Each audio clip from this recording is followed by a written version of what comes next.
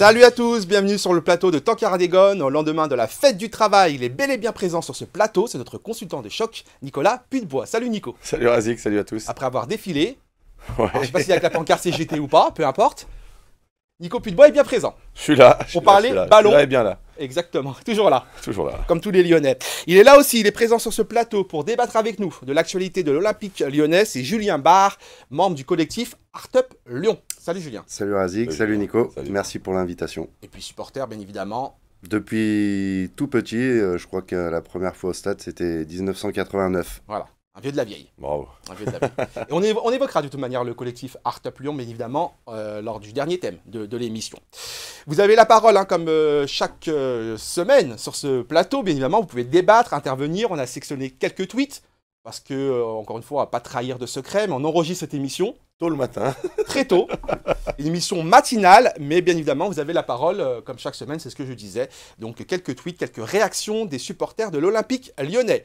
Messieurs, place, oui, comme chaque semaine, place au premier thème de TKYDG.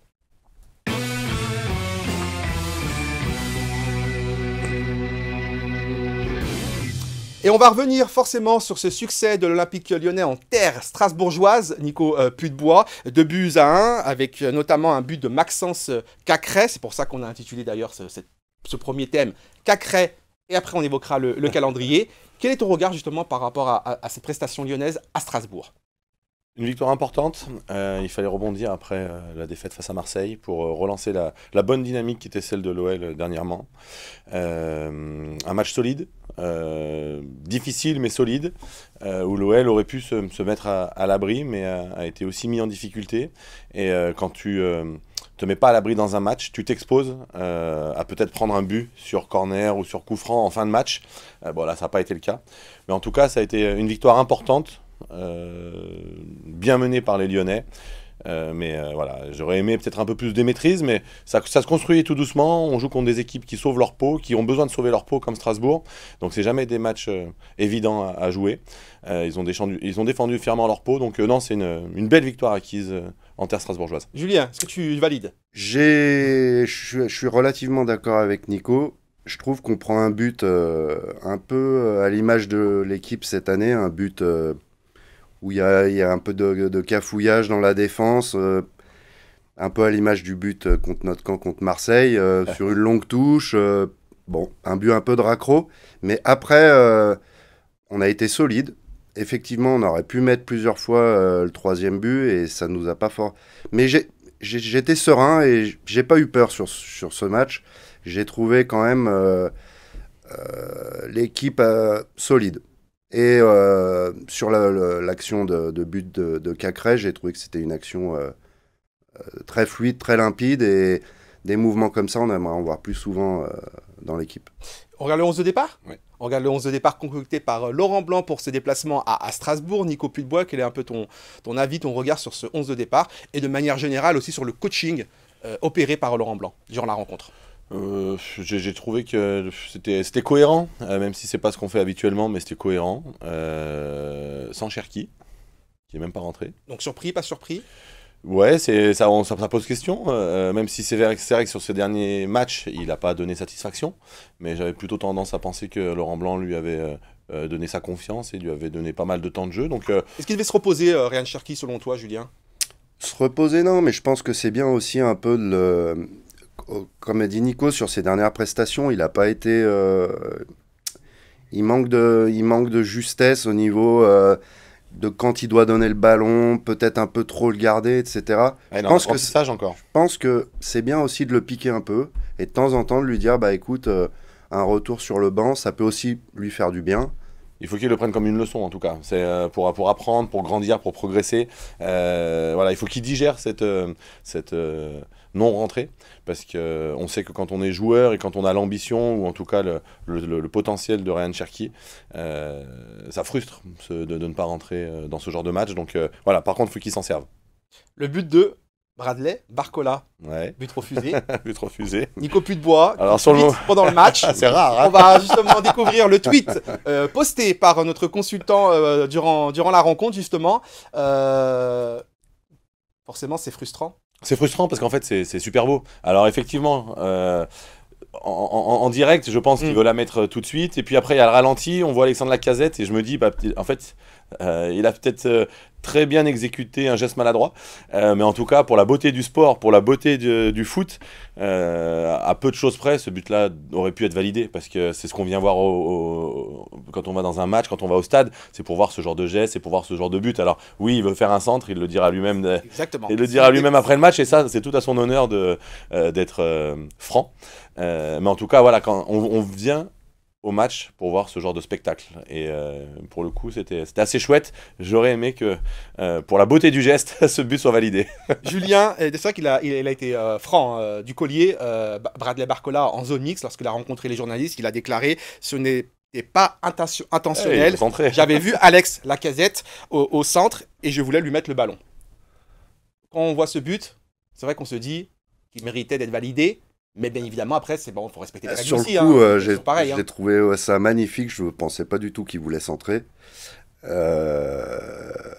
Mais voilà, lui, pour le coup, je trouve que c'est un jeune qui s'est vite adapté, qui est très lucide. Et ça, je trouve que c'est bien pour son âge. Il progresse, je trouve, de match en match. Il montre d'autres choses. Il y avait des choses qui ne me plaisaient pas trop au début. Mais bon, il est jeune, ce qui est normal. Mais là, je trouve vraiment que c'est un joueur, je pense, l'année prochaine, s'il continue comme ça peut vraiment être un joueur majeur de l'équipe et qui est vraiment, qui a une palette, je pense, très large, prend la profondeur, assez rapide, il va au pressing, c'est un joueur qui donne. Donc ouais, non, moi c'est Barcola, c'est un peu mon coup de cœur de la saison au niveau des jeunes. On va recentrer au niveau des jeunes, justement, parce qu'il est toujours jeune, c'est Maxence Cacré. Nico, t'as envie de dire quoi? T'as envie de dire que... En fait, il est irrégulier. Il est irrégulier, c'est dommage parce que on voit sur ce genre de prestation où il est vraiment complet. Il a de l'activité, il a de l'abnégation, il a un gros volume de jeu, il fait un gros pressing pour récupérer des ballons et quand il se projette vers l'avant, il est capable d'être à la finition, comme son but. Julien a raison tout à l'heure quand il dit que le but est rondement mené. C'est lui qui récupère le ballon, c'est lui qui initie la phase offensive par une passe vers l'avant où il casse des lignes et ensuite il se retrouve dans la surface ou aux abords de la surface pour finir. C'est ça. Et ça, tu peux le faire que si physiquement tu es bien, que si tu es en confiance, que si tu fais des courses et que si tu joues vers l'avant, que si tu ne te protèges pas. Et quand il est quand il fait ce genre de proposition, il est excellent. On sait qu'il a des qualités et on veut le voir à ce niveau-là en fait, Maxence Cacré.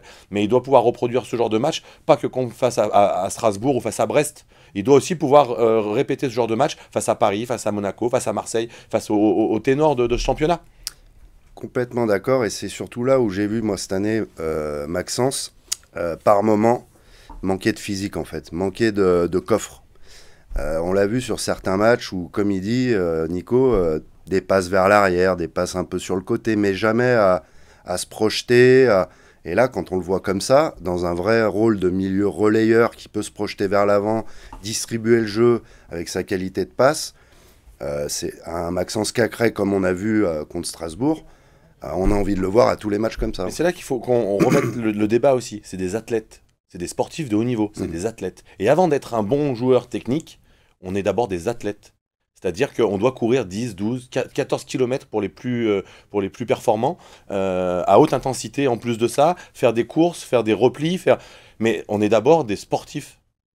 Et ensuite, il y a des défenseurs qui vont aller au duel, il y a des milieux de terrain qui vont avoir un gros volume d'activité au milieu du terrain par leur course, aussi bien offensive que défensive, et on a les attaquants qui vont sprinter.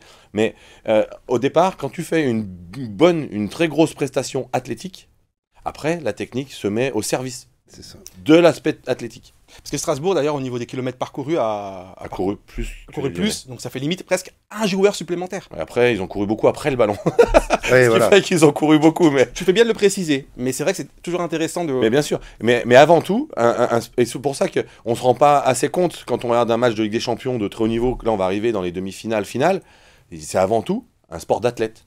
C'est-à-dire qu'il faut avoir un volume cardio, un volume de course qui est important. Parce qu'il faut reproduire les efforts à haute intensité et de manière très régulière. Et c'est ceux qui sont capables, et on le voit, qui sont capables de faire des allers-retours constamment, tout en gardant leur lucidité technique. On est d'accord. C'est eux qui sont performants au plus haut niveau. On écoute Laurent Blanc, après ce succès à Strasbourg, justement, qui évoque bien évidemment cette victoire et qui évoque aussi Maxence Cacré. Écoutez, dans l'efficacité, oui, puisqu'on prend 3 points. Après, il y a l'analyse du match qui fait que, bon, voilà, on rentre plus dans les détails. On est satisfait de certaines choses, on est insatisfait d'autres choses. Je pense que, heureusement qu'on a par moment joué le jeu que l'on aime, parce que sinon, si on avait uniquement joué dans l'impact physique, alors on en parle beaucoup, vous en parlez beaucoup en ce moment, donc voilà, je pense qu'on n'aurait pas gagné ce match-là. Oui, il a été très bon. Il a doublé son capital de but. C'est bien. Je viens de le voir, là, j'ai dit, bon, à doubler ton capital, maintenant tu en as 2, il faut arriver à 4. Il a été bon ce soir, il a été très bon ce soir. Il peut arriver à 10, comme vous avez dit? Durant toute la saison, oui. Je pense. Il a cassé les lignes, il a été, bien sûr, comme d'habitude, il a eu une grande activité, mais il a cassé les lignes, il a été bon. Et surtout, ce qui me plaît chez lui, c'est que on travaille les coups de pied arrêtés depuis un certain temps, et c'est beaucoup mieux dans les coups de pied arrêtés. Et on lui dit chaque fois, coup de pied arrêté, c'est des fois des passes décisives, ça peut être important pour un joueur. C'est important les coups de pied arrêtés dans le football d'aujourd'hui, donc... Exactement, puisque bon, il a tiré un super corner et bon, sur le corner on a marqué un but. Non, c'est encourageant, voilà. Améliorer. Faut toujours justement s'améliorer, Nico Puy-de-Bois. 10 buts pour Maxence Cacré comme objectif, qu'est-ce que tu en penses? Bah, je pense que sur une saison complète, effectivement, je suis assez d'accord, c'est faisable. C'est ce qui lui manque aujourd'hui? Les stats, on va dire un peu près. Pas forcément, parce que en fait, ce qui lui manque, c'est d'être régulier. C'est-à-dire d'être un niveau de match face à Strasbourg, il a ce niveau-là, et un autre match où il va être plus bas. Et en fait, on a besoin qu'il soit linéaire dans ses performances, mais toujours à un niveau de performance élevé. Moi, en fait, là, effectivement, il a fait une passe décisive, il a marqué un but, ok. Moi, ce que j'aimerais, c'est qu'au-delà de son but, parce qu'il doit en marquer beaucoup plus, c'est qu'il soit à ce niveau de performance, à ce niveau de course. Voilà, il a cassé des lignes, effectivement, il s'est projeté vers l'avant, il a bien défendu, mais il s'est aussi projeté et il s'est retrouvé par son volume de jeu dans la surface de réparation. En fait, c'est ce qu'il a apporté, c'est son match en global.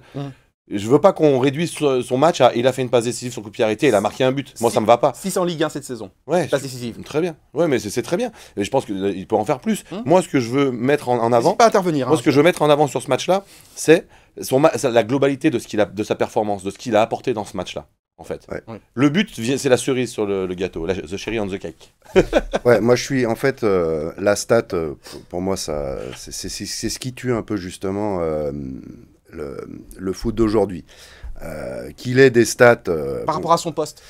Non, mais Nicolas l'a bien dit. Ce qu'on demande à un joueur du milieu de terrain, c'est pas d'avoir 5 passes décisives, 10 passes décisives et s'il fait rien d'autre du match, pour moi, il a pas réussi. Ce qu'on lui demande, c'est d'être présent dans le jeu, d'avoir de l'intensité, de la haute intensité pendant 90 minutes, et les stats, elles viendront naturellement. Benzema, il en a parlé une fois, et je trouve que c'est vraiment très intéressant. La stat, c'est pas, ça fausse la vision qu'on peut avoir du foot. Et surtout, ça rend les gens individualistes, en fait. Exactement. Faut pas oublier c'est un collectif. Si chaque joueur se met à haute intensité, au diapason, joue pour l'un, joue pour l'autre, les stats, elles viennent naturellement. Et après, on a des joueurs, ils vont peut-être pas avoir 10 buts, 6 passes D à la fin de la saison, mais quand on voit leur régularité sur le terrain, ce qu'ils apportent défensivement à la récupération, dans les premières passes, avant les dernières passes. Mais tu vois, pour Maxence Cacré, ce qu'on disait, c'est que par rapport à ce milieu de terrain de l'OL, on disait que par moments, ça manquait de créativité. Oui. Mais quand Maxence Cacré est à ce niveau-là technique, d'utilisation du ballon, voilà, on n'a peut-être pas forcément besoin d'avoir un créateur parce que par son volume de course et par sa justesse technique dans ses passes et dans ses choix, il fait des différences. Et aidé par ses attaquants qui font les bonnes courses et qui sont aussi au diapason, parce que du coup le centre en retrait est plutôt intéressant, ça permet d'apporter une note supérieure à ce milieu de terrain. Mais Corentin et lui, Tolisso et Maxence, ils ont vraiment justement cette qualité de de pouvoir se projeter vers l'avant. Ils ont une très belle qualité de passe. Sauf qu'aujourd'hui, athlétiquement, ils sont pas au point Voilà. pour le faire. Et c'est aussi pour ça que cette année, on a vu que notre équipe, souvent, elle était coupée en deux. On avait des milieux qui se faisaient souvent des passes vers l'arrière parce que peut-être un manque de physique, de confiance. Tout est lié, comme disait Nico. Avant d'être un bon passeur, il faut avoir le physique, il faut avoir le mental. Et peut-être que tout ça, c'était pas bon. Et aujourd'hui, moi, je trouve quand même que Corentin, ça va beaucoup mieux. Il a retrouvé quand même il est plus présent. Alors oui, il y a encore de l'irrégularité au vu de ses prestations. Mais je pense qu'on peut se passer d'un numéro 10 si on a deux joueurs comme Corentin et Maxence. J'irai pas si loin, moi, quand même. Hein. Ouais. Non, mais j'irai pas si loin. après, je pense qu'on a besoin d'un créateur. C'est mon avis personnel. On a besoin de joueurs qui sont capables d'éliminer, de faire des coups d'éclat. Mais je pense qu'effectivement, si à l'extérieur, en tout cas, si on a besoin d'avoir un milieu de terrain un peu plus solide, un peu plus compact, on a la possibilité, par leur aisance technique, quand ils sont justes, encore une fois, et c'est ce qu'a fait Maxence Cacré sur ce match-là, s'ils sont justes dans leur choix et dans la technique, voilà, ça compense. Petite statistique, vous m'en voulez pas? Enfin, Concernant Maxence ça fait Cacré, partie du foot, mais il faut choisir les bonnes. l'OL a remporté chacun de ses 7 matchs lorsque Maxence Cacré a été décisif. Et là, c'est important le mot décisif. Passe décisive. En compétition officielle sous Laurent Blanc. Voilà la petite statistique, je vous l'ai dit, vous avez quand même la parole, même si on enregistre cette émission. On va regarder un tweet d'un supporter concernant cette thématique, avec cette victoire de l'OL à Strasbourg. Encore une fois, c'est Steven qui nous dit, encore une fois, il est nécessaire de prendre les points à chaque match et espérer des erreurs des équipes devant, donc Rennes, Lille et Monaco. Le reste ne sera que du bonus. Il n'y a pas si longtemps, c'était inespéré de penser à l'Europe via la Ligue 1. Alors justement, on va regarder le classement déjà, pour situer un petit peu, contextualiser. Après, on regardera aussi le calendrier des 3 équipes par rapport à cet objectif d'Europe. Donc l'Olympique Lyonnais qui est 7e avec 53 points, pardon. Ouais, donc là, c'est un peu le statu quo ce week-end, parce que les équipes devant, enfin, on n'a pas grappillé de points malgré notre victoire, oui. Mais en tout cas, on n'en a pas perdu, sauf Monaco, qui freine un peu en ce moment. Donc, il y a un championnat à 4 qui se joue là sur les 5 dernières rencontres. On n'a pas grappillé de place, hein. On n'a pas grappillé. Pas de points. On a grappillé des points, on a pris 3 points, mais on n'a pas grappillé de place. Sur nos adversaires, on n'a pas grappillé de points, ils ont gagné aussi. Ah, ok. Sur les adversaires. Sur les adversaires. D'accord. Non, c'est juste pour préciser, pour être ça, sûr. Ouais. On s'est pas rapproché. Julien avait bien compris. On s'est pas rapproché d'eux, quoi.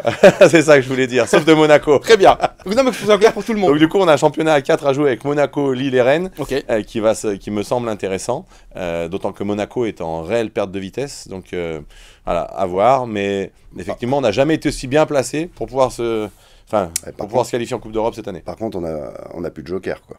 C'est-à-dire que bon, il reste... on avait la Coupe de France, mais c'est pas... Il reste 5 matchs. Si on veut vraiment atteindre la cinquième place, donc qui est à 6 points, il ne faut plus perdre 2 matchs. Il faut tout gagner. Lille, pour moi, freine pas et m'a encore impressionné ce week-end. Je les trouve faciles. Bon, certes, ils ont rencontré Ajaccio, mais dans le jeu, je trouve que c'est... Rennes, c'est 3 points devant. Mais bon, peut-être que... Mais pour moi, on n'a plus le droit à l'erreur. Il faut vraiment gagner tous nos matchs pour espérer peut-être la Coupe d'Europe. Mais c'est jouable encore. L'avantage, c'est qu'on s'est donné la chance, par cette remontée, d'avoir encore un petit enjeu dans cette fin de championnat. Après, ça peut vite s'éteindre si on perd les deux prochains matchs ou si on perd le prochain match. Mais en tout cas, là... Grâce à la victoire face à Strasbourg, ils se sont donné le droit de continuer d'espérer. On regarde le calendrier, messieurs? Oui. Le fameux calendrier, justement, qui concerne l'OL, Lille et Rennes. Pour toi, Nico, sur le papier, en tout cas, en regardant ce calendrier, donc domicile D, extérieur E. C'est vrai. On précise. Comme ça, il n'y aura pas de polémique. Merci, Razik. Voilà. Vous savez, moi, j'ai un consultant, j'ai un ancien joueur. Hein. Donc, c'était facile. Je m'adapte. Sur le papier, en tout cas, Nico, moi, pour toi, avantage? Rennes. Je pense que Rennes a un calendrier, hormis le match face à Monaco, mais encore c'est à Rennes. Je pense qu'ils ont le calendrier, selon moi, le plus favorable, même si celui de l'OL est pas mal non plus. Mais on a tellement été surpris par certains grands écarts qu'a pu faire l'OL en gagnant certains matchs qu'on n'espérait pas et en perdant d'autres qu'on ne présumait plus facile. Donc, mais je dirais avantage Rennes. Julien. Oui, avantage Rennes. Après, moi, au vu de la saison, je reste toujours méfiant parce que on a tellement une mauvaise surprise par moment sur des. Je me rappelle du mois de janvier où on avait un calendrier plus qu'abordable. On n'a pas pris beaucoup de points. Bon, c'était le début de Laurent Blanc, hein, mais même si on est sur une bonne dynamique, je fais très attention. Je vois qu'on va quand même avoir 2 suspendus contre Montpellier, pas des moindres. Lukeba et Tolisso. Donc, moi, je reste méfiant, même si quand je regarde là, effectivement, Rennes, ils ont peut-être un calendrier plus facile. Ouais, Montpellier qui reste sur une victoire aussi. Ouais. Clermont qui est maintenu. Nico. Oui, merci Maxime Gonalon de nous avoir rappelé ça. Merci Max. Mais oui, Montpellier a battu Monaco justement. Mais le calendrier le plus compliqué selon moi, c'est quand même le LOSC, Lille, qui va jouer contre Monaco, qui va jouer contre Marseille, qui va jouer contre Nantes, qui n'est pas maintenu, qui ne sont pas maintenus, 3, qui ne sont pas maintenus non plus. Donc voilà, je pense que Lille a un calendrier quand même redoutable. Je pense que dans 3 journées, le soir de Lyon-Monaco et de Lille-Marseille, on en saura beaucoup plus sur ce qui va se produire en fait. Tout à fait, je pense. Concernant justement OL Montpellier, dimanche. Oui. Donc on l'a dit, Lukeba et Tolisso qui sont suspendus. Et côté Montpellier-Rhin, Savanier et Kouyaté. Donc, ça équilibre les forces, Savanier parce que étant un Savanier, joueur plutôt voilà. important du jeu Montpellier. Et donc Lukeba qui sera absent. Oui. Ben, messieurs, c'est l'heure de passer au deuxième thème de TKYDG.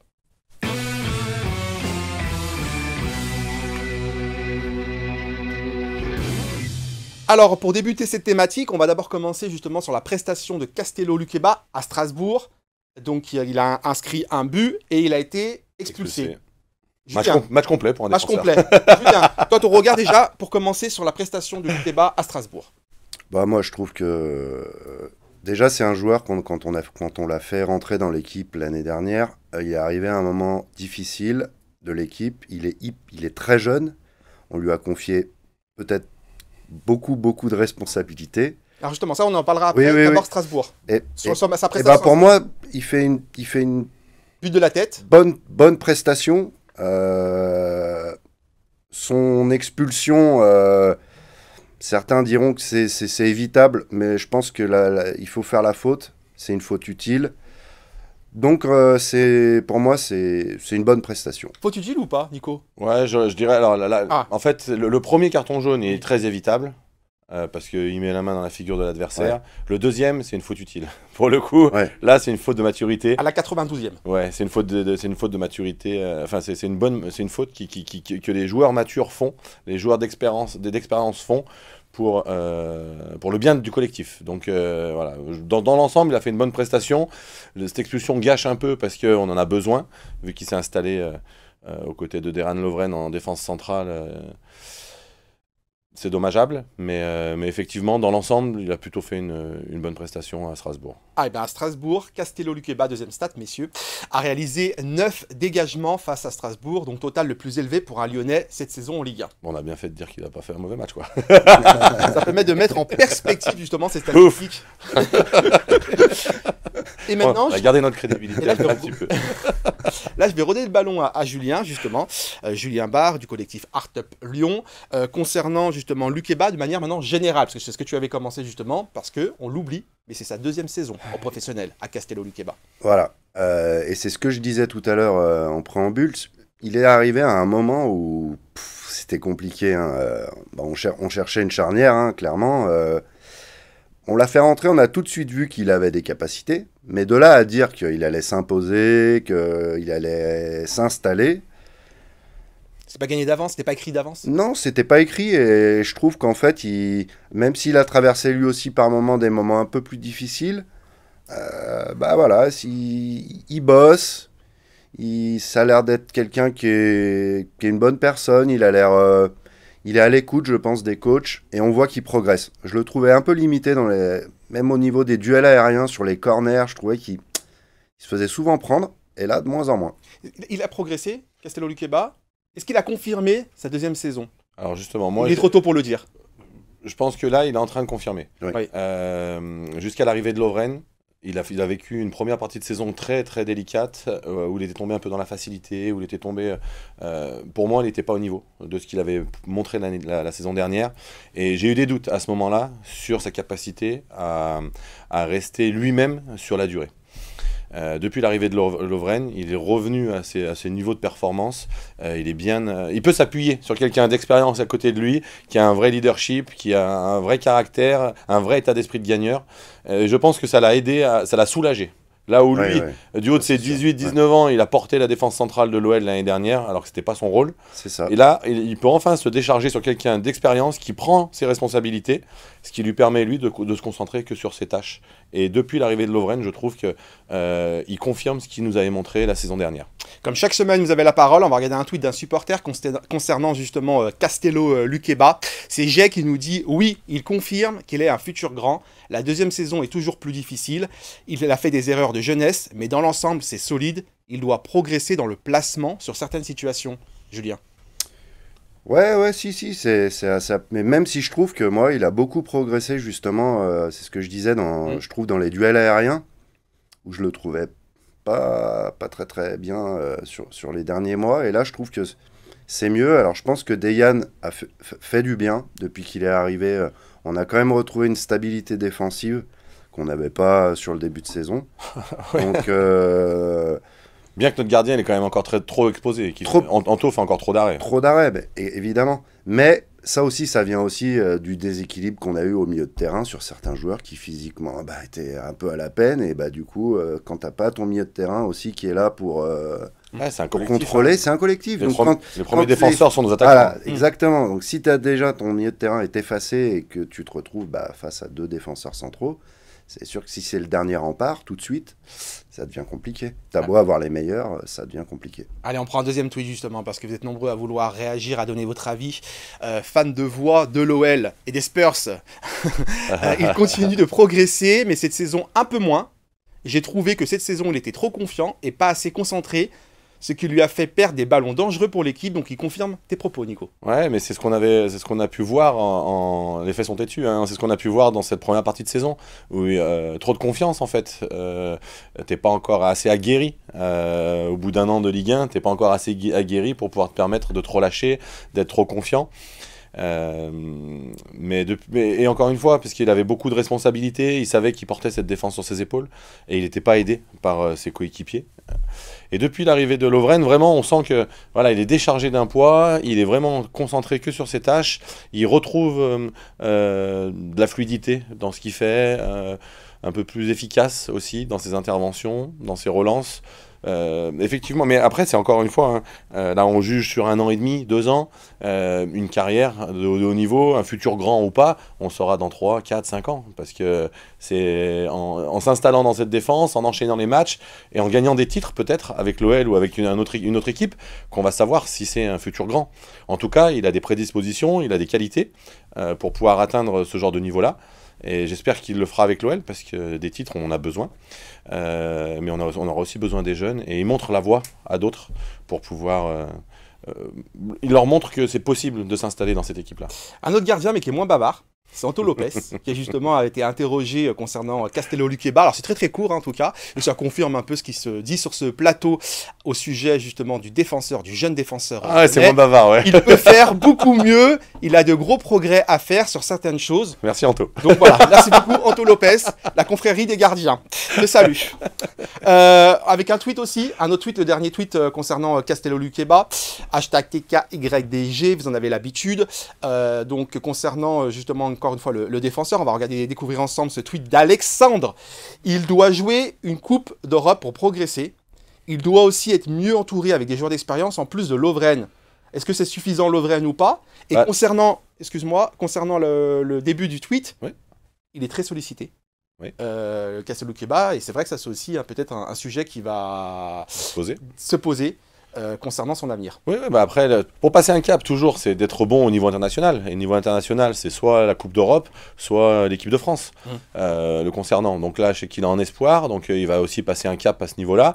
Jouer une Coupe d'Europe va lui apporter beaucoup, beaucoup d'expérience, de maturité. Il faut vivre ce genre de match pour appréhender les événements, pour gérer ses émotions du très haut niveau. C'est ce qui fait que tu gagnes la capacité de gagner des titres, justement. C'est en appréhendant ce genre d'événements que tu progresses, que tu t'imprègnes de ce genre d'événements, et après, toutes les émotions glissent sur toi, et tu es focus sur tes objectifs. Il faut qu'ils jouent la Coupe d'Europe, mais la plupart de ces jeunes-là, la plupart des joueurs de l'Olympique Lyonnais, si on veut retrouver une équipe performante, ça passe. Ça passe forcément par jouer la Ligue des Champions, peut-être pas la Ligue des Champions, mais au moins jouer une Coupe d'Europe. Parce que Julien m'a regardé un peu de travers quand j'ai parlé d'avenir concernant... T'es très sympathique, hein, Julien, mais je t'ai vu, là, tu m'as regardé. Comment ça, tu veux qu'il parte lui aussi? Est-ce que toi, ça te pose Non, problème mais je pense que, il l'a dit, jouer la Coupe d'Europe, les joueurs vont gagner en expérience. Quand on joue la Coupe d'Europe, tous les joueurs, ils élèvent leur niveau de jeu. On voit bien l'intensité des matchs de Coupe d'Europe, elle est plus importante que l'intensité des matchs de Ligue 1 dans son ensemble. Donc forcément, tous les jeunes de l'OL qui vont participer à une Coupe d'Europe, si on arrive à accrocher cette place en fin de saison, forcément ils vont progresser. Et par rapport à son avenir en cas d'offre, par exemple c'est sûr que si on joue pas de Coupe d'Europe, ça va être compliqué de le retenir. De toute façon, après, je veux dire... faut pas... Voilà. Oui, non, mais... Faut arrêter. Oui, mais c'est toujours pareil. Si une grosse ça, offre arrive, ouais, alors du coup, moi, sans Coupe d'Europe, elle sera acceptée, okay, moi, certainement. Moi, j'ai un problème. Soit on parle de sportif, soit on parle d'argent. Oui. Voilà. S'il pose son plan de carrière, c'est jouer des matchs, s'installer dans une défense, que ce soit à l'OL, je pense que c'est mieux pour lui parce qu'il a encore l'âge d'attendre, il a l'âge d'apprendre. Partir serait peut-être se griller un peu trop tôt, même s'il a un potentiel, pas de souci. On peut dire la même chose pour Malo Gusto. Oui, mais justement, je l'ai déjà dit ici, et j'ai bien compris qu'il était parti pour l'argent, parce qu'à Chelsea, pas sûr qu'il soit titulaire les premières années. Il va certainement... mais c'est trop tôt, c'est trop tôt. Ils n'ont pas fini, ils sont en post-formation, c'est trop tôt. C'est arrivé, et en milieu de saison. Ouais. Mais du coup, mais là, on reparle du projet sportif, et on reparle de foot. Que veut faire l'OL? Simplement, voilà, que veut faire l'OL? Quelle est l'ambition de l'OL? Voilà. Si l'OL, c'est l'ambition, c'est de former pour les autres, qui continuent à vendre. Si c'est de regagner des titres comme on nous vend depuis 3-4 ans, il faut garder ce genre de joueurs, parce qu'il n'y a qu'avec eux, moi c'est mon premier souhait. Et qu'en les faisant gagner en maturité, qu'on va pouvoir retrouver un niveau satisfaisant pour l'OL. Sans Coupe d'Europe, on sait très bien comment ça se passe. Et c'est là où l'entourage il est important. Ouais, mais c'est là où l'entourage il est important. Il a le temps de jouer la Coupe d'Europe. Il a 19 ans, je crois. Il a le temps de jouer la Coupe d'Europe. Et encore une fois, c'est ce que je... Et ça va. Voilà. Moi, j'ai besoin d'avoir ce genre de joueur à l'Olympique Lyonnais. Et on parlait de Coupe d'Europe et de l'apprentissage, de gain de maturité. Moi, j'ai fait, à l'époque où j'ai joué, j'ai fait 3 matchs de Ligue des Champions. Ces 3 matchs de Ligue des Champions m'ont plus apporté qu'une saison de Ligue 2, par exemple, entière. Et j'avais fait 35 ou 36 matchs en Ligue 2. La Coupe d'Europe, entre les émotions, se frotter aux autres pays, à un autre football et tout ça, c'est très, très, très enrichissant pour la progression d'un joueur. Kessel Lukeba qui va avoir 21 ans cette année, et par rapport à son profil, son poste, forcément, il va être sollicité. 21 ans. Julien. Mais il a le temps, même à 21 ans. Il sera sollicité. C'est ce que tu dis, toi, plutôt. Tu aimerais le garder? Ah, mais moi, en tant que supporter, évidemment, je veux le garder. Mais quand je vois les derniers mercato, je me fais... C'est là où on va se battre contre l'institution, parce qu'à un moment donné, il faut aussi qu'on retrouve une ambition, il faut qu'on retrouve la capacité de garder nos meilleurs jeunes pour construire une équipe. On va pas brader chaque fois un joueur, même si on les brade pas forcément, mais on va pas vendre nos joueurs à toute l'Europe et rester 8/10e du championnat pour le plaisir des autres. On est bien d'accord. Ça m'agace. Il est agacé, Nico Pulpois, comme chaque semaine sur ce plateau. La parole est libre, bien évidemment, et vous avez aussi la parole, #TKYDG. Désolé. On enchaîne justement avec le climat. Le fameux climat qui entoure cet Olympique Lyonnais, peut-être à cause de Nico Pulpois, justement. Parce que... Merde, on est exigeant. Exigeant, Nico Pulpois. Allez, place au 3e thème, le TKYDG.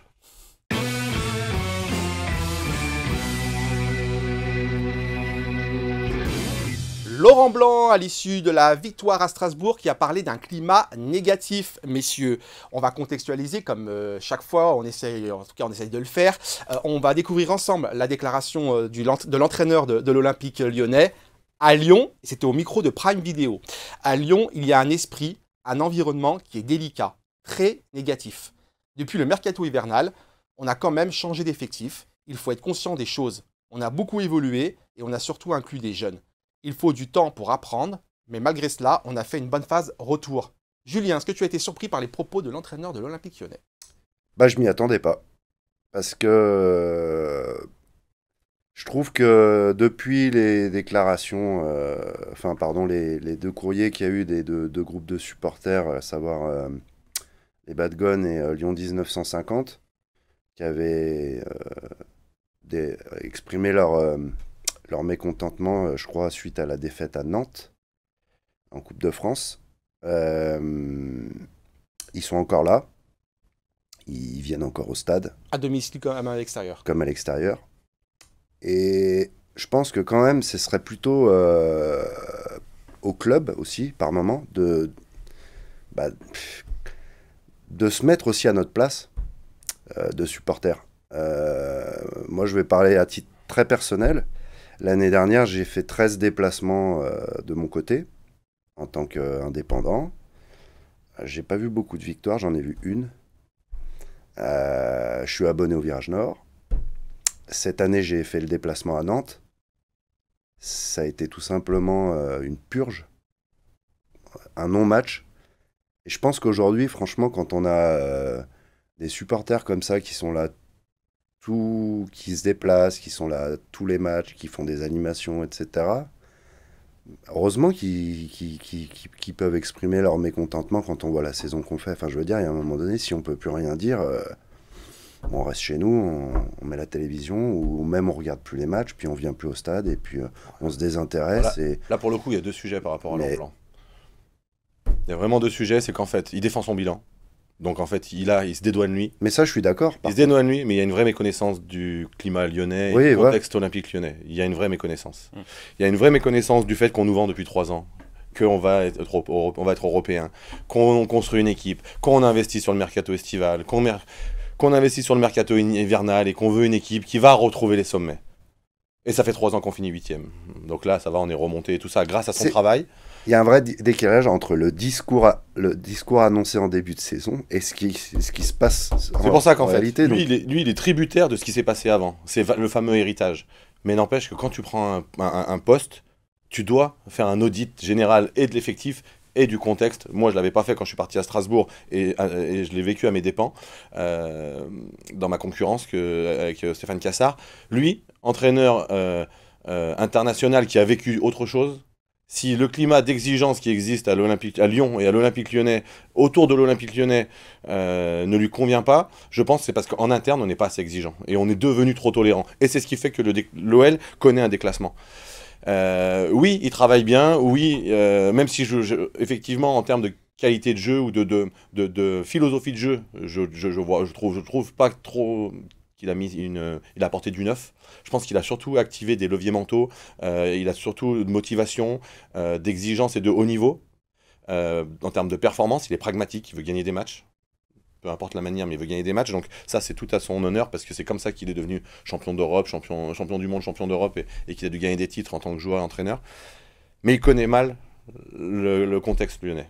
Ça te dérange? Ça me dérange. Ah bah oui, complètement. Parce qu'en fait, tu critiques un truc que tu connais pas. Tu viens d'arriver, ça fait 6 mois que tu es là, même pas. Et déjà, tu commences à critiquer les gens qui te nourrissent, les gens qui font vivre ce club, les gens qui aiment ce club depuis 30, 40, 50 ans. À un moment donné, il faut arrêter. Toi, tu es venu pour prendre un salaire, un gros salaire. Donc à un moment donné, il faut aussi respecter les gens. Il faut aussi respecter ces gens-là qui font que tu as un joli stade, qu'on construit des trucs autour, et tous ces gens qui ont été là pour supporter des joueurs qui ont gagné des titres à une période. Toi, tu viens juste profiter de ce qui a été construit avant. Et si ça a été construit avant comme ça, c'est parce qu'avant, il y avait de l'exigence, il y avait des supporters qui sont venus nous voir à l'entraînement quand on était en Ligue des Champions, qu'on n'est pas passé contre Maribor, quand on était promu au 2e du championnat, qui venaient nous tenser au vestiaire parce qu'ils estimaient qu'il y avait des relâchements. Et on était dans les 2-3 premiers, et on avait des résultats à cette époque-là. Et les supporters sont jamais gênés pour venir nous dire. Mais comme nous, on était exigeants avec nous-mêmes et nos performances, on l'acceptait bien plus volontiers, parce qu'on ne se cachait pas derrière notre petit doigt. Parce qu'on savait, on savait nos responsabilités, on les connaissait, et on connaissait surtout notre ambition. Notre ambition, c'était pas juste de prendre le chèque à la fin du mois. Une ambition commune. Mais en plus, on avait une ambition commune. Mais notre ambition, c'était de faire gagner l'OL. C'était pas de gagner, nous, grâce à l'OL. Effectivement, c'est pas la même chose. Donc à un moment donné, il faut aussi s'imprégner d'où tu es là. C'est pas tout de mettre les cuissons là. Ça se mérite, ces cuissons-là. Et c'est pas tout de dire, moi, je viens d'ici, je viens de là, ah ouais, il y a un climat négatif. Oh, Coco, pardon. Non, mais à un moment donné, Je sais pas comme. faut connaître le contexte. Faut s'imprégner de tout ça. Pourquoi les gens sont déçus? C'est parce qu'on leur vend des choses qui sont pas vraies. On leur fait passer des vessies pour des lanternes. À un moment donné, tu peux plus mentir aux gens. On le dit assez souvent, hein, Razik, Bien ici. sûr, bien sûr. Donc voilà, à un moment donné, c'est ce manque d'exigence interne qui fait que on trouve les gens intolérants autour. C'est tout. Hashtag TechAgrégDG, on va prendre un tweet, Julien, et je te redonne la parole après, bien évidemment. Un tweet d'un supporter de l'OL concernant ce climat, entre guillemets, négatif. Là, c'est une supportrice. 1000 fois d'accord avec Laurent Blanc. Il n'y a qu'à voir les avalanches de tweets à chaque défaite. Twitter, c'est pas la réalité. Et les boucs émissaires qu'on renouvelle constamment. Si un dirigeant a le malheur de positiver et se projeter dans le futur, il se fait traiter de menteur. Julien. Ouais, bah, de toute façon, Twitter, moi, je. Non, mais sur le fond, au-delà du support, par rapport à ce qu'elle dit. Oui, mais en fait, là, par rapport à son tweet, elle prend ce qui se dit sur Twitter ou ce qui se fait sur Twitter. C'est comme ça que je le lis, moi. Oui. Quand on voit les tweets, les avalanches de tweets. Ouais, sauf que les tweets, on sait que derrière un pseudo, d'ailleurs, Princesse Rasta, c'est un pseudo, c'est facile de pouvoir dire tout ce que tu veux. Tout et n'importe quoi. Et sur le coup de l'émotion, de cracher ta haine ou ton venin. Donc, pour moi, c'est pas la réalité des choses. Mais la réalité des choses, c'est les gens qui vont au stade. Et l'autre fois, on en a parlé. Les supporters invisibles, soi-disant, parce que quand il n'y avait pas les deux copes et que Ryan Cherki s'est fait siffler, on s'est dit, bah là, c'est la majorité silencieuse qui s'est exprimée. Et ben ouais, moi je préfère la majorité silencieuse du stade qui va venir et qui se déplace que les gens de Twitter qui regardent derrière un écran ou deux écrans les matchs et qui en fait regardent même pas le match parce qu'ils font que tweeter. Ouais, j'ai rien à rajouter. Eh ben on enchaîne avec un autre tweet. Allez, on enchaîne avec un autre tweet, encore une fois, hashtag TechAgrégDG. Mais si Twitter se met à diriger l'Olympique Lyonnais, on n'est pas bien, parce que en fait, c'est pas la vérité. Hein. C'est un microcosme. Il y a King Lacazette qui nous dit « Il est négatif parce que le club est en déclin depuis des années à cause de gens qui se complaisent dans la médiocrité, qui se pensent responsables de rien et qui n'ont rien à foutre du club. Il faut faire un grand ménage à tous les niveaux pour retrouver un climat serein. » Voilà ce que dit King Lacazette. Bah, je peux pas... Qui est sur Twitter aussi. Oui, il est sur... Mais alors, j'ai pas dit que Twitter était un mauvais, voilà. Mais c'est le même microcosme. C'est pas la vérité. Ouais. C'est tout. C'est comme Facebook, c'est comme les entraîneurs, c'est comme les supporters, c'est comme les ultras. C'est des microcosmes, mais chacun a sa propre vérité. Chacun sa grille de lecture, c'est ce qu'on dit souvent d'ailleurs. Hein. Chacun sa grille de lecture, Julien, forcément. Ouais. Est-ce que toi, tu as le sentiment, encore une fois, j'ai envie de revenir sur le premier tweet de Princesse. Parce que, est-ce que toi, tu te dis pas, des fois, oui, peut-être qu'on exagère, on est peut-être trop dans le côté, dans la négativité, comme on dit. Non. En tout cas, pas les gens qui vont au stade. Pas les gens qui vont au stade. Moi, je trouve que autour de toi, non, les gens sont toujours... Moi, je trouve que déjà, je vais parler que des gens qui vont au stade, parce que justement, Twitter, c'est pas le reflet de ce qui se passe. Mais... Pour moi, au stade, les gens, au contraire, on est encore bien trop gentils, je trouve. Enfin, mis à part des banderoles, qu'est-ce qui a été fait de négatif? On les siffle pas pendant les matchs, on les encourage. On les siffle à la fin quand on est mécontent de la prestation qu'on a vue. Mais pendant les matchs, on est toujours là à les encourager, à chanter de la première à la 90e minute. Je veux dire, où est le climat négatif? Moi, je me rappelle... il y a 15 ans en arrière, quand Nico il était encore au club, j'ai envie d'aller dire qu'il est... on avait les entraînements ouverts au public. Non, mais ça c'est hyper important pour moi. On est d'accord. Ça c'est hyper important. On est d'accord. Quasiment tous les jours. Voilà. On est d'accord. Tous les jours. C'est-à-dire qu'il y avait un lien. Le était annoncé. Voilà. Exceptionnel. Il y avait un lien entre les supporters et les joueurs. Et il y avait une confiance aussi qui s'établissait, et c'est-à-dire on pouvait leur dire des choses. Et comme disait Nico, eux ils avaient un objectif commun, c'était faire gagner l'OL. Basta. Aujourd'hui, il y a combien d'entraînements autorisés au public dans l'année? 1, 2? Bon. On a mis une barrière. Et ça, déjà, je pense que ça fait du mal. Pour moi, ça fait du mal.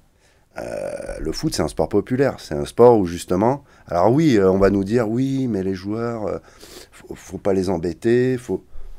Ouais, je veux dire, il y a un moment donné, quand même. Enfin, moi, c'est un sujet ça coûte quoi d'ouvrir les entraînements au public? C'est ce que dit Laurent Blanc, et tous les entraîneurs d'ailleurs. Il faut protéger les joueurs, les supporters vont venir les insulter, les perturber. Moi, c'est un sujet qui me touche parce que, justement, j'ai connu l'OL qui gagnait pas, j'ai connu l'OL en Ligue 2, j'ai connu l'OL en Ligue 1 qui vivotait, mais j'ai connu surtout des joueurs à ces périodes-là qui donnaient 100% de ce qu'ils avaient.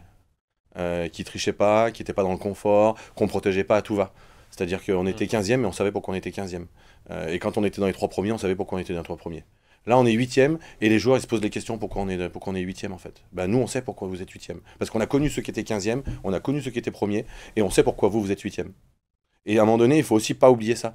C'est qu'avant tout, Vous n'êtes pas des influenceurs, vous êtes des joueurs de foot. Vous êtes des gens qui doivent travailler à l'entraînement, qui doivent suer. Vous êtes des millionnaires qui transpirent. Vous êtes d'ailleurs peut-être les seuls millionnaires qu'on va transpirer. Mais tant mieux, c'est très bien.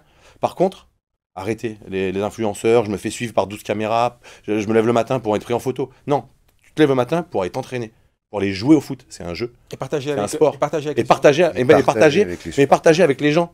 Mais pas partager avec ton téléphone et les réseaux. Partager avec les gens, les vrais gens, ceux qui viennent te voir. Pour moi, Ils se déplacent pour toi. Pour moi, en fait, il a raison. Aujourd'hui, c'est ce qu'on veut nous faire, entre guillemets, croire, c'est-à-dire qu'on instaure un climat négatif parce qu'on râle, parce que... Parce qu'on est exigeant, simplement. Mais en parce qu'on est fait, exigeant. voilà, on est exigeant, mais eux, de l'autre côté, ils ont coupé un lien, ils ont mis une barrière entre Tu sais que le footballeur et le supporter. C'est-à-dire qu'en fait, comme il dit, oulala, faut pas les embêter, faut pas les déranger, mais à quel moment, quand on va avoir un entraînement de l'OL, moi j'en ai vu des dizaines quand j'étais plus jeune, à quel moment on venait pour vous emmerder? Jamais. non, mais en plus, On je vais clarifier mon à un propos. moment donné, pour c'est- Je vais clarifier mon propos, c'est que là, on parle de foot. Donc il y a de la passion, donc il y a de l'humain. Bien sûr. Mais dans une entreprise globale, le client qui paye, s'il n'est pas content, il va te le faire savoir. Il va être négatif si tu n'es pas bon.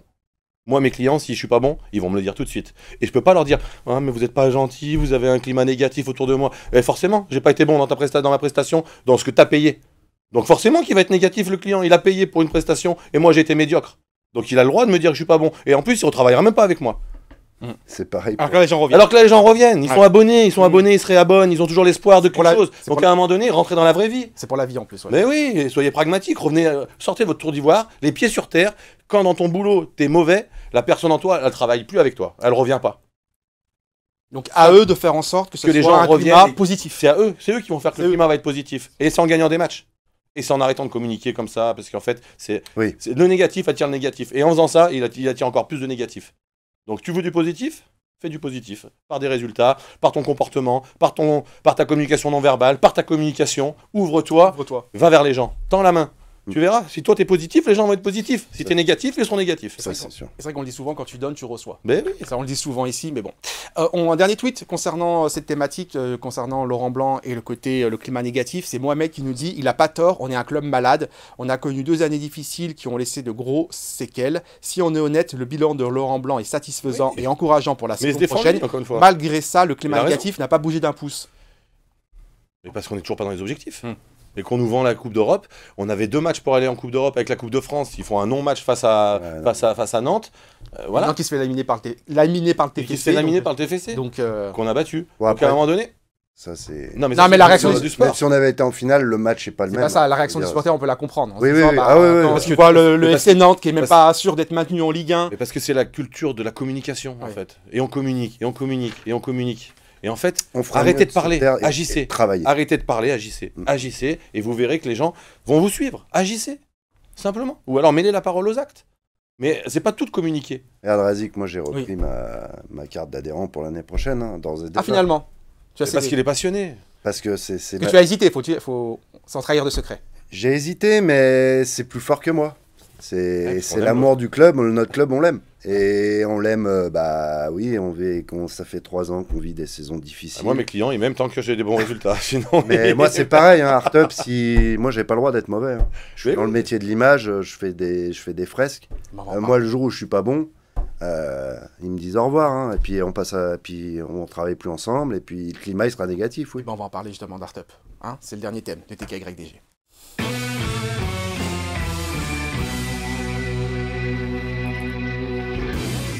Artup Lyon, c'est qui? C'est quoi justement Julien Barre? Est-ce que tu peux nous raconter un peu la genèse de ce projet?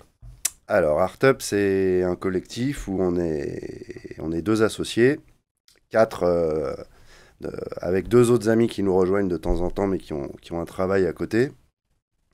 Nous, on s'est lancé le 4 avril 2016.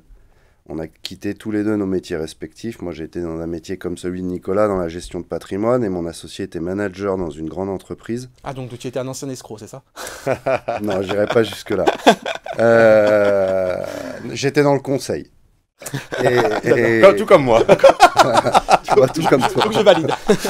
Je confirme. Et on a décidé de se lancer dans ce qui est notre passion depuis qu'on est ado. on avait 1 an et demi où on avait droit au chômage, donc ça nous a permis aussi de vraiment nous concentrer à 2000% sur ça et de voir si ça prenait. Puis en 2018, avec la fresque des champions du monde qu'on a réalisée à la sortie du tunnel de la Croix-Rousse, ça a été le début d'une ascension assez linéaire. Alors, je me permets de te couper justement une fresque qu'on va voir justement sur notre écran. Comment ça se passe? Donc la France championne du monde avec des Lyonnais. Voilà, et là, vous décidez d'un coup. Ouais, Allez, on y va. On avait un mur qu'on avait repéré. On avait l'autorisation de réaliser quelque chose par le propriétaire de ce mur, mais on savait pas ce qu'on allait y mettre. Parce que vous avez été très rapide en fait. C'est pour ça que je te pose la question. Ah ouais, on a été très très réactifs puisque le soir de la Coupe du Monde, on était à Place des Jacobins pour fêter le titre.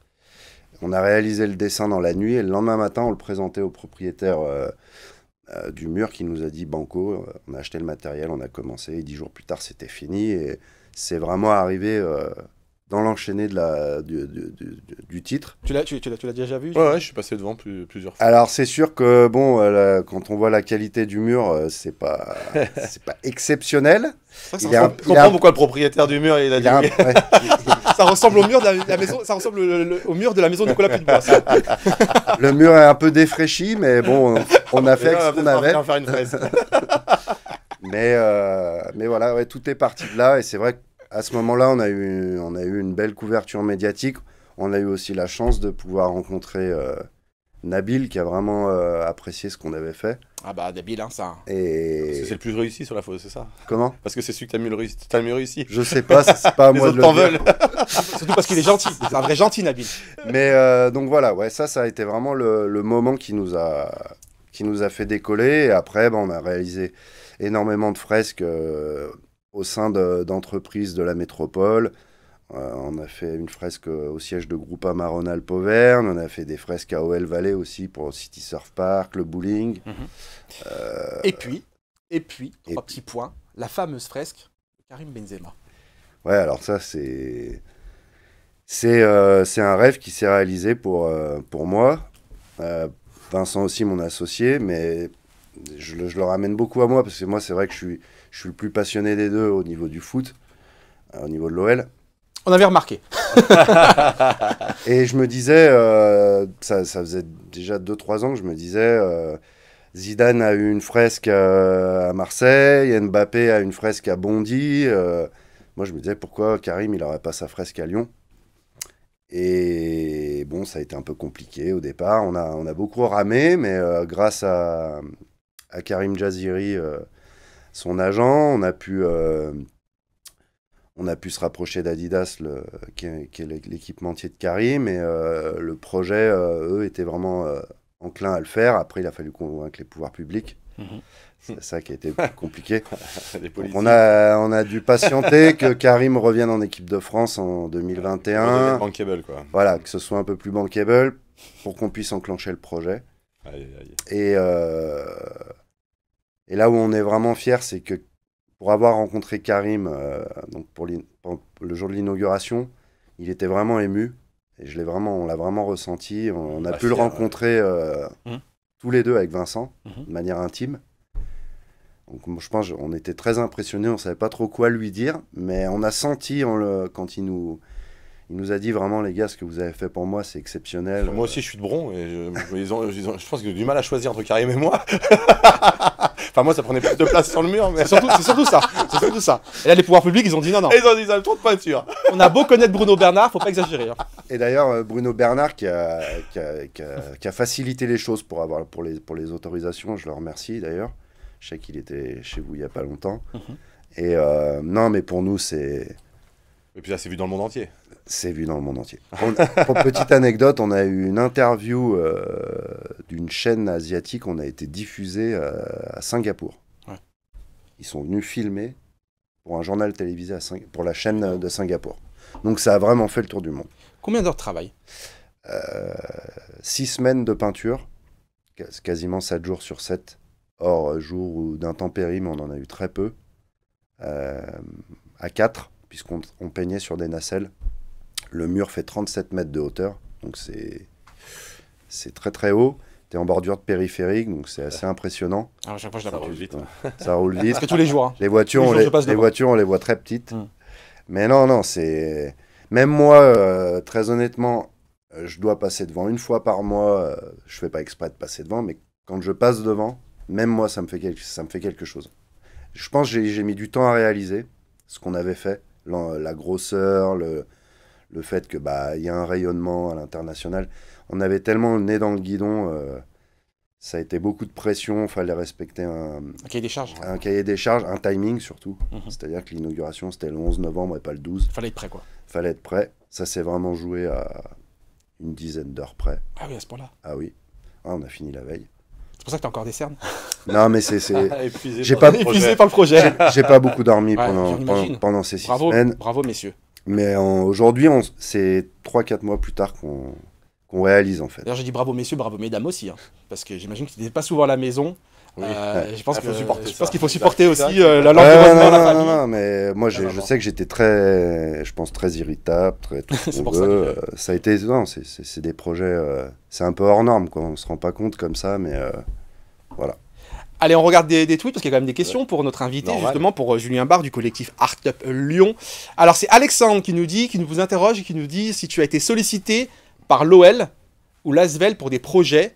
Si oui, on espère ne plus voir un seul bout de béton au stade. Effectivement, alors je te laisse le temps de réfléchir pour répondre à Alexandre. Nico, c'est vrai que quand ce stade de l'extérieur, c'est moche, quoi. Oh, c'est pas La moche, jour- le mais il est pas jour, le habillé, jour. Il est pas habillé. Le soir, ça va, mais le Ouais, jour. il est pas T'es pas habillé. souvent là-bas, toi, le jour. Par rapport à moi. Non, mais par Oui, rapport à moi. ouais, moi j'y vais pour les matchs, Oui. c'est plutôt le soir. Non, Non je trouve que l'ensemble. Après, oui, c'est vrai que ce côté béton, Ah ouais. brut de béton, La journée, pas recouvert de peinture ou autre, C'est moche à ça fait un peu fade. Mais dans l'ensemble, on peut l'habiller, mais je le trouve pas moche non plus. Enfin voilà, Allez, Julien. ça pourrait être mieux. Julien, t'as eu le temps de réfléchir comme ça. Alors, j'ai pas été sollicité ni par l'OL ni par l'Asvel, c'est plutôt moi qui les sollicite. il faut. Et je pense Sont même que proactifs. par moment, ils doivent en avoir marre d'avoir des coups de fil d'art-up. Mais d'ailleurs, j'ai rien à cacher, mais même si j'en parlerai pas, j'ai des projets en tête pour le stade et pour la LDLC Arena, mais pour l'instant, il n'y a rien de validé ni de décidé. Moi, j'ai des idées, je leur en ai fait part. On verra si ça se fait. Pour l'instant, t'as rien fait, toi, au stade, pour l'instant. Si j'ai fait une fresque pour le COP Lyon 1950, on a D'accord. peint le vomitoire central. Ok. Mais c'est tout. c'est la seule fresque qu'on a réalisée au stade. Il y a des choses à faire à l'extérieur, t'es d'accord avec moi, pour un peu embellir ce Oui, stade. alors maintenant, commence. maintenant qu'il y a un artiste qui a été choisi pour les 2 fresques qui ont été faites de... Gérard Rouillet et Paul Voilà. Bocuse. Il y en aura normalement 2 autres. C'est ça. C'est un peu des points névralgiques qui vont être réalisés par ce même artiste, ce qui est Pour le logique. reste. Pour le reste. Mais pour le reste, Des choses à oui, faire, non, mais il y a des choses à faire. Oui, d'accord. Moi, j'ai proposé des choses. Après, il faut aussi des budgets, il faut l'accord... Ça, c'est intéressant, ça coûte cher. Faire une fresque comme ça. Non, mais c'est intéressant parce C'est qu'on a une l'impression question, que c'est facile et que c'est pas. Alors, tout dépend ce qu'on appelle cher. Razik, Toujours tu parles que pareil. d'argent, Razik. Non, mais ce que je veux dire, ça représente un coût quand même. Ça représente un coût. Parce oui. qu'il y a du travail, on l'a Il y a dit. du travail, il y a... La matière première, j'imagine. Ouais, la peinture Ah oui. aujourd'hui, c'est comme tout, L'inflation, hein. ça a énormément augmenté. Ça a énormément augmenté. Non, Oh, non, les mais... Nico, attends. Razik a été manifesté. Attends, on souffre, hein. Le peuple souffre, là. non, mais oui, ça a un coût, évidemment. Je vais pas rentrer dans les détails financiers Non, mais c'est des pour. projets qu'on a pu avoir, mais... On avait dit sans langue de bois cette émission. Non, non, mais effectivement, ça a un coût. Des fois, il y a des gens qui sont très surpris quand ils nous demandent C'est pour ça que un devis. Mm. On leur montre le devis. Nous, on pense qu'on n'est pas spécialement cher, mais plutôt qu'on est au prix. Et là, il y a des gens, effectivement, qui ont des réactions. Ah, je pensais pas que c'était Bah, si cher. parce qu'ils n'ont pas les moyens. Mais il faut après savoir aussi que nous, c'est un on budget. est C'est pas pour tout le monde. on est entrepreneur, on Bien sûr. paye des charges à l'URSSAF, on paye des impôts, on gagne notre vie. TPE, Razik. bien sûr. C'est très important. et je suis PME d'accord. même. PME Non, entreprise individuelle, artiste-auteur. C'est Ouais. un statut bien spécifique. Oui, mais c'est une petite et moyenne entreprise. Oui, c'est ça. C'est oui. une très petite entreprise. Oui, c'est ça. petite. 2 salariés. J'ai dit TPE. T'as dit quoi, toi PME Toi, t'as dit PME, j'ai dit Non, j'ai TPE. dit TPE. On réécoutera. La VAR, s'il vous plaît. En régie, on va nous confirmer. J'ai fait appel à la VAR, je suis persuadé d'avoir dit TPE. Allez, on enchaîne avec un autre tweet, une autre question posée par un supporter de l'Olympique lyonnais, c'est Théo Florence. Aïe, aïe, aïe. Euh, Lequel de ton fils Ah, tu d'ailleurs, préfères Lequel de tes enfants tu préfères Théo Théo Fleurance, en plus, c'est écologie, foot écologie. Foot Foot écologie France, voilà. Exactement. Ce prénom me dit quelque chose. C'est d'ailleurs avec eux par leur biais qu'on a réalisé la création du ballon lyonnais pour le FC Lyon, qui avait été mis en vente et dont les fonds étaient reversés à une association de jeunes étudiantes pour leurs besoins menstruels pendant le Covid. Et ça a beaucoup marché. D'ailleurs, je remercie le président Olas qu'on avait acheté un et qui avait été très généreux.